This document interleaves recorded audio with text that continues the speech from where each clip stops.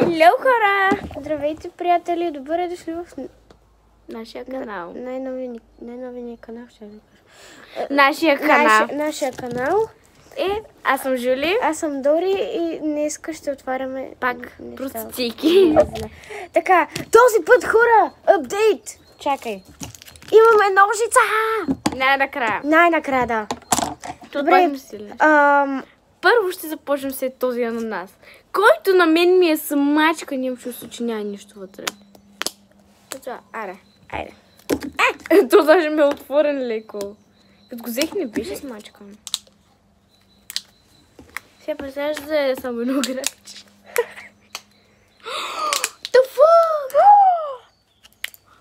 Аз точно такива си взех оня ден от магазина. Хора, вижте, има ги по принцип в пакети.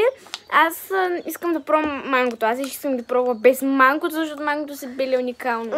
Мангото не ми харесва на мен. На мен ми харесват сапунките. Сапунките са прасковици.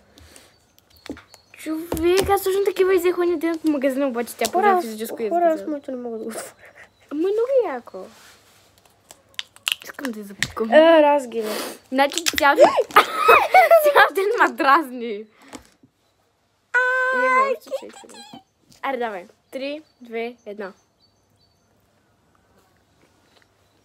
Омага, това е вкусно. Донато няма пълнеш. Уне имат. Да, това е. Уне са по-скъпи. Това е по-ефтино. Ама за тук са по 2. И аз викам, тук няма нищо, бе. Това има вкусно на нас. Да. Ма много твърдо. После дай да пробваме това. Така. Чакай, да се дъвчам, даваме оценка.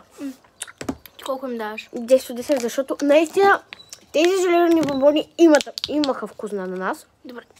И са вкусни. Аз им давам 9 от 10, защото някак са много твърди. И това ми е единствения минус към това и да. Може би аз им давам 9 от 10, защото са само по 2. Да, но... А тук можеха да се съберат поне 5. Да.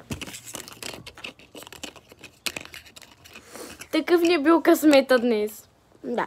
Сигурно ще направим второ видео, защото Нямаме време. Да, хора, бай!